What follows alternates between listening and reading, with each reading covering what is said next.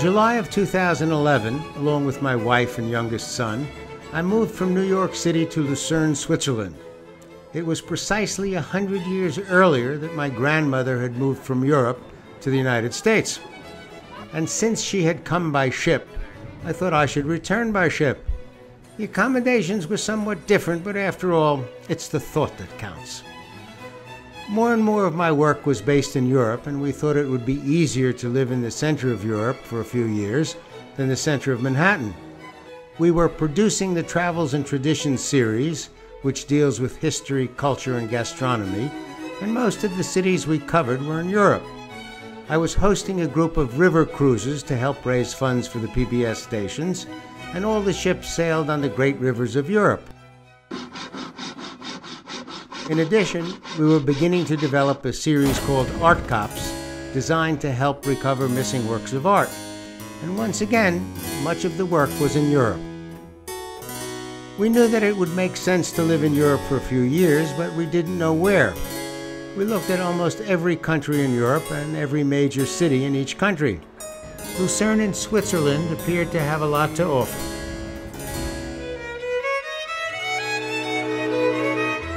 In terms of location and ease of travel, Lucerne has an extremely efficient transportation system. The trip from the Zurich airport is only 60 minutes. Almost every hour there is a train to each of the major cities of Switzerland, and 2 per hour to the international airport in Zurich. Every day the trains leave and arrive at the same time and on the same track. Because of Lucerne's location, I travel to almost all the cities in Central Europe by train. It's also up to date with its digital system. About 90% of the homes have a high-speed internet connection, and in many of the public areas there's a free Wi-Fi connection. Switzerland is divided into states called cantons. The city of Lucerne and the surrounding canton is attractive as a center for business because of its location, the availability of almost 2 million mostly multilingual staff within 60 minutes commuting time, and business-friendly government programs to support development.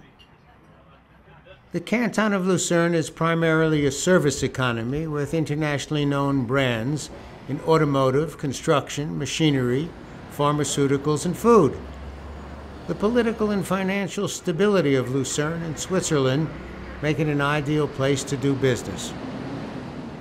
My first and perhaps biggest surprise was discovering the relationship between the people of Lucerne and their government.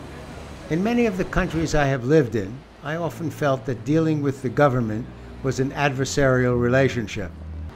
In Lucerne, the government personnel I encountered were polite, helpful, and efficient. I was so impressed that I arranged an interview with the governor to find out what was going on. And what I found out was that the people who work for the government are trained to understand that their salary is paid by the people who come to them for assistance, and it is their primary obligation to help them in every way they can and with the greatest courtesy. Since most of my work for public television was going to take place in Europe, I wanted to set up a television production company, and putting it in Lucerne made the most sense. It's a small company, 10 people when we were at full strength. But instead of being treated like an insignificant operation, everyone in the Lucerne business community pitched in. They helped us get the necessary government permits, which turned out to be considerably easier than renewing my driver's license in New York. They helped us find a place to live and space for our office. One good option was the D4 Business Center, which has its own train stop that connects to the Zurich airport. It has ready-made modern offices, 2 restaurants, and a kindergarten. More than 2,200 employees are working on this business campus, which was designed for small and medium-sized Swiss or international companies. There's also the Techno Park Lucerne, a business incubator of technologically oriented startup companies. South of the city, and a 2-minute train ride to the main station in Lucerne, is a new development with over 280 apartments. Switzerland has an interesting work ethic. By law, everybody is entitled to 4 weeks of paid vacation a year. A while back, though, there was a referendum suggesting that they have 6 weeks of vacation. Well, it was defeated. The people felt that 4 weeks was quite enough, and that the additional 2 weeks might damage the companies they worked for or have a negative effect on the nation's competitiveness. The local government in Lucerne is always trying to improve their relationships with the companies that have set up their European headquarters in Lucerne.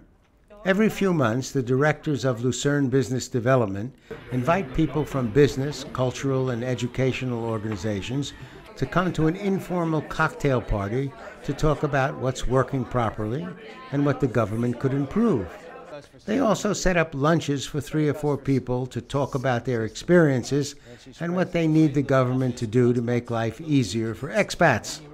I made 3 suggestions that were immediately implemented. The government of Lucerne is actually listening, far out. In many ways, Lucerne is one of the most business-friendly cantons. There's a combination of market access, modern infrastructure, an efficient talent pool, and lower operating costs. There's also a competitive real estate market. In keeping with the international aspects of modern business, the city of Lucerne maintains a sister relationship with the city of Chicago, which is of considerable importance to me because my mother-in-law lives in Chicago. The canton of Lucerne maintains a partnership relation with the Jiangsu province in China, which is one of China's strongest economic regions. And once again, I have a personal connection to Jiangsu. Jiangsu is a coastal state with a long history of great fish dishes. One of my favorite recipes is snapper in sweet and sour sauce, Jiangsu style.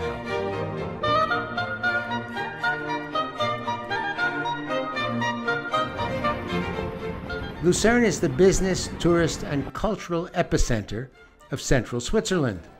Its attraction is the result of the beauty of the old town, the natural splendor that surrounds it, and what it offers for any business that moves here. Lucerne was built at the northwest corner of Lake Lucerne, at the point where the Russ River flows into the lake. The entire city is encircled by the Alps. People have been living in, on, and around the Alps for over 10,000 years. The ancient Romans wrote about the people who lived in these mountains. The most important were the Helvetians. During the 400s, as Rome fell, German tribes took control of the northern part of Switzerland. The Burgundians from France conquered western Switzerland, but the Helvetians, high up in their central mountain villages, remained free and unaffected by much of Europe's history. This is an extraordinarily beautiful part of the world and relatively unspoiled. During the Middle Ages, Lucerne was a simple fishing village. But when the St. Gothard Pass connecting northern Europe and Italy opened in the 1200s, Lucerne became a major staging area. During the early 1800s, English poets showed up in Lucerne and began describing the beauty of the nearby lakes and mountains. The British upper class, always ready for a holiday abroad, made Lucerne a major tourist attraction. Lucerne's 650-foot roofed bridge is probably the oldest roof bridge in Europe. Called the Chapel Bridge, it was originally built in the 1300s as part of the city's fortification. The triangular roof supports were used by 17th century painters to present the history of Lucerne and the patron saints of the city. There are over 100 images. The water tower alongside the bridge was also built in the 1300s. Originally, it was a lighthouse on the top, a dungeon at the bottom, and a torture chamber in the middle. Reminds me of my first apartment. Lucerne's old town is filled with ancient decorated buildings. The paintings present the history of the guild, or a family, or a special event. This building is the site of the first pharmacy in Lucerne. It opened in 1530. The sign over the door reads, "There is no herb that will cure lovesickness. And if there was one, it wouldn't be covered by your insurance." A few streets away is the Lion Monument, which commemorates the 800 Swiss soldiers who died defending King Louis XVI and Marie Antoinette during the French Revolution. The royal family had been attacked by the mob, but as soon as the king was able to make a deal with the leaders and felt that his person was safe, he told the Swiss guards to put down their weapons, at which point they were all murdered by the revolutionaries. A classic sellout. Mark Twain visited this monument and called it the saddest piece of stone in the whole world. Just down the river from the monument is the Baroque Jesuit church built in the middle 1600s. Baroque architecture was a Roman Catholic response to the simple architecture of the Protestant Reformation. The Pope wanted to send a message that Catholic heaven was a big, magnificent, and ornate place, and much more fun than whatever was being offered by Martin Luther. The robes of Nikolaus von Flue, Switzerland's only patron saint, rests here. Von Flue's major act was to propose an agreement that regulated the division of spoils among Switzerland's mercenary troops, which is a story in itself. The economy of the Alpine village was based on small herds of cows and sheep and light farming. But with no natural resources, the economy was marginal. Since the farm work could be done by women and children, the men were able to go off and find other work. And the work that they found was soldiering for pay. For hundreds of years, the Swiss fought other people's battles for a fixed salary and a share of the loot. It was an important source of foreign income. But in order to be able to offer their soldiers to one country without being attacked by another country, they instituted a policy of neutrality and offered their troops on an impartial basis. If you had the money, they had the men. It was an early form of migrant labor and very important to the history of the nation. Switzerland no longer earns income from sending out troops. What it does do is bring in tourists. Modern package tourism got started right here in 1893 when Thomas Cook organized a group trip from England. That first tour, and much of the tourism since then, has been based on the beauty of the Swiss mountains and our desire to see what was happening on top. A 20-minute drive south of Lucerne will put you at the foot of Mount Pilatus, or you can get there from the city of Lucerne on steamboat, which is my favorite method of transportation. One of the steepest cogwheel railways in the world will take you to the top, which is 7,000 feet above sea level. People have always been fascinated with mountain peaks. The ancient Greeks believed that their gods lived on a mountain. Many societies that live near mountains put their temples on top of them. They're also a good spot for meteorological and geological observations, or to check on your neighbors. But Mount Pilatus was not always available to visitors. For centuries, local residents believed that the mountain was inhabited by dragons, and if you disturbed them, they would send down storms and great floods. In 1585, a parish priest from Lucerne and a courageous group of parishioners ascended Mount Pilatus and challenged every lake and cave where the dragons were thought to dwell. The priest returned to Lucerne and announced that the spell had been broken. The spirits were at peace, and guided tours would soon be available at a modest price. Along with its trains, boats, and buses, Lucerne is a bike-friendly city, with lanes running along the major streets. And in keeping with the city's interest in technology, they showed me one of the world's most advanced bicycles. They're sold by a company called BURT Bicycles. The company is centered in the United States, but the building of the bikes takes place in Vietnam. And they have reps in Europe and the US and Japan. They harvest their bamboo from a unique forest in Vietnam. Then for 6 months, the poles are cured and tempered. Then there's a stress test and finally the assembly, which includes wrapping the joints with carbon threads. The tests indicate that their special grade of bamboo makes their bikes stronger than steel, as light as titanium, and more durable than carbon fiber. Vibration is reduced, and all of your energy is transferred to the rear wheels. See, Mother Nature knows best. Real soft and smooth ride because of the special properties of bamboo.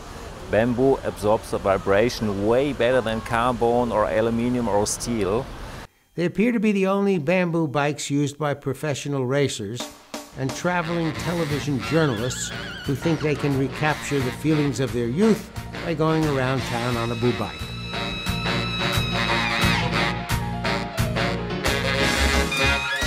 Lucerne is also home to a number of outstanding cultural institutions. One of the most significant is the Rosengart Museum. The works in the museum were originally the private collection of the Rosengart family. Siegfried Rosengart and his daughter Angela were art dealers.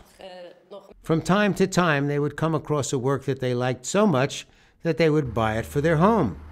There was never a plan to develop a private collection. They just bought what they liked. At one point, Angela took all the works and put them into a non-profit foundation. In essence, she gave away most of her assets. She wanted to keep all the works together, and this was the best way to do it.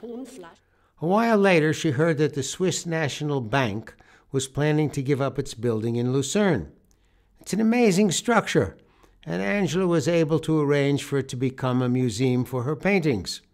A team of outstanding architects worked on the project, and all of the important architectural elements of the original building were preserved. Today it is considered one of the most important buildings in Switzerland. After the structure was transformed into the museum, Angela took the works from her home and helped place them in the galleries. She was a dear friend of Picasso, and she tried to hang the works the way Picasso would have liked. In one space, she tried to recreate the feeling of Picasso's studio. Visitors can now see over 300 works by classical modern artists, including Picasso, Klee, Cézanne, and Matisse. Picasso and the Rosengarts were close friends. There are 32 Picasso paintings and 100 drawings in the museum. One of the most interesting parts of the museum is an area filled with photographs by David Douglas Duncan. Duncan was an American photojournalist and one of the most influential photographers of the 20th century. He was a close friend of Picasso and appears to be the only person allowed to be with Picasso when he was working in his studio. Duncan was also the only one to photograph many of Picasso's private works. One of my favorite photographs is this one of Picasso eating a fish. I used it in a program I made called What Are They Eating in the Photograph?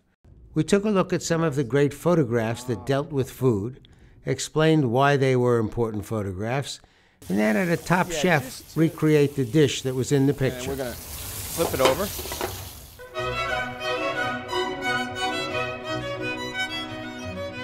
Lucerne is also the perfect spot to get a Swiss Army knife. Charles Elsner was a master knife maker who originally sold his knives in his mother's hat shop. When he was 30, he organized the Association of Swiss Master Cutlers. The objective of the association was to produce a pocket knife for the Swiss military. Now, the army was already buying knives, but they were buying them in Germany. In 1891, the first Swiss-made Swiss Army knife was delivered to the army, and this is one of them. It had a long blade, a screwdriver, a can opener, and a reamer for punching holes. And that was it. The Elsner family is still delivering pocket knives to the Swiss Army, but this is what a Swiss Army knife really looks like. It's made of a lightweight aluminum alloy. It has a blade. It has a small screwdriver with a can opener. It has a big screwdriver with a cap lifter and a wire stripper and a reamer for punching holes. What everyone who is not in the Swiss Army calls a Swiss Army knife is this shiny red version with a Swiss cross embedded in the handle. This is actually the Swiss Army officer's knife. Elsner developed the early version of this knife in 1897, but the Swiss Army never accepted it. Maybe the corkscrew and the nail cleaner were just too much. But the troops loved it, both the officers and the enlisted men, and they purchased them with their own money, and they still do. From the beginning, the company, which is now called Victor Inox, developed pocket knives for different groups. During the 1890s, they introduced the schoolboy model, a farmer's knife, and a cadet knife, and specialty knives are still being added. Today, they produce approximately 400 different versions of the Swiss Army officer's knife. They also produce the knife that goes into outer space with the astronauts.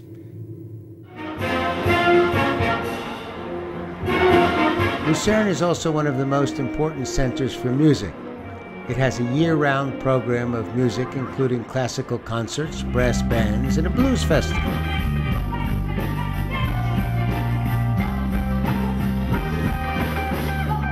The Swiss Museum of Transportation is considered a historic and cultural institution. It is an interactive museum that traces the history of transportation. There are areas devoted to railroads, highways, cable, aviation, and space. The staff at the museum came to the realization that the traditional forms of transportation not only carried things and people, they also carried ideas. And so they set up an area devoted to radio and television. There are over 3,000 objects in the museum. In addition, there is a planetarium, a theater, and a small museum dedicated to the works of Hans Erni. Erni was born in Lucerne and became famous as an illustrator of postage stamps and lithographs for the Swiss Red Cross. When I visited the museum, he was 103 years old and still very busy with his work. My favorite winter sports include drinking mulled wine and hot chocolate. And when the weather is right, I can actually do that at an altitude over 2,000 feet. However, if you are into winter sports of a less stressful nature, Lucerne is an ideal spot. Some of the best skiing in Switzerland is nearby.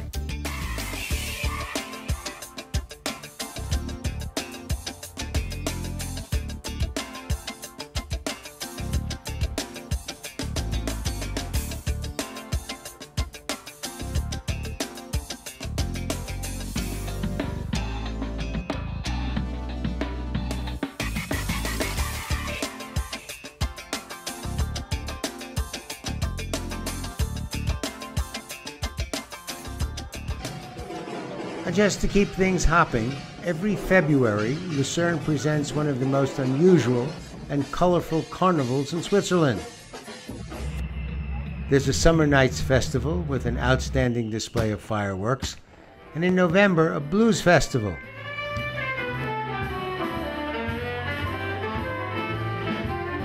Okay, so what are the drawbacks? Not everyone speaks English, but that's true for New York. You can get around rather well without speaking Swiss German. At the time this program was filmed, I was unable to find a decent bagel. The natural beauty of the environment can interfere with your ability to concentrate on work, unless you are a ski instructor. The Swiss are the world's largest per capita consumers of chocolate. Prepare to become part of that statistic. Well, that's the Swiss city and canton of Lucerne, one of the nation's best kept secrets. But now that I've told you all about it, it's not very much of a secret. For Travels and Traditions, I'm BURT WOLF. You can watch this program and link to hundreds of other BURT WOLF programs free at burtwolf.com. There's information on how to tour the same places, plus Burt's slightly irreverent take on history and culture. It's all at burtwolf.com. Lucerne in Switzerland appeared to have a lot to offer.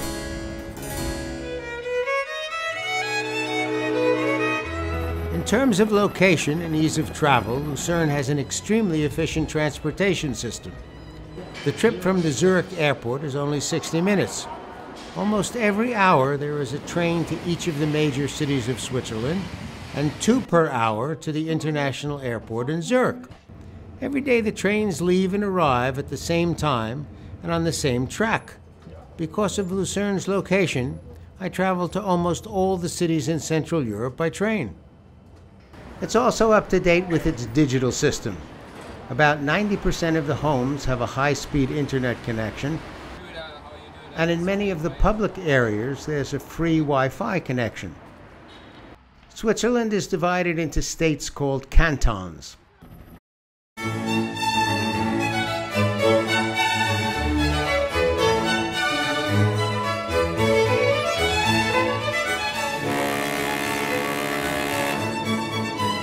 In July of 2011, along with my wife and youngest son, I moved from New York City to Lucerne, Switzerland. It was precisely 100 years earlier that my grandmother had moved from Europe to the United States. And since she had come to help raise funds for the PBS stations, and all the ships sailed on the great rivers of Europe. In addition, we were beginning to develop a series called Art Cops, designed to help recover missing works of art. And once again, much of the work was in Europe. We knew that it would make sense to live in Europe for a few years, but we didn't know where. We looked at almost every country in Europe and every major city in each country by ship. I thought I should return by ship. The accommodations were somewhat different, but after all, it's the thought that counts. More and more of my work was based in Europe, and we thought it would be easier to live in the center of Europe for a few years than the center of Manhattan. We were producing the Travels and Traditions series, which deals with history, culture, and gastronomy, and most of the cities we covered were in Europe. I was hosting a group of river cruises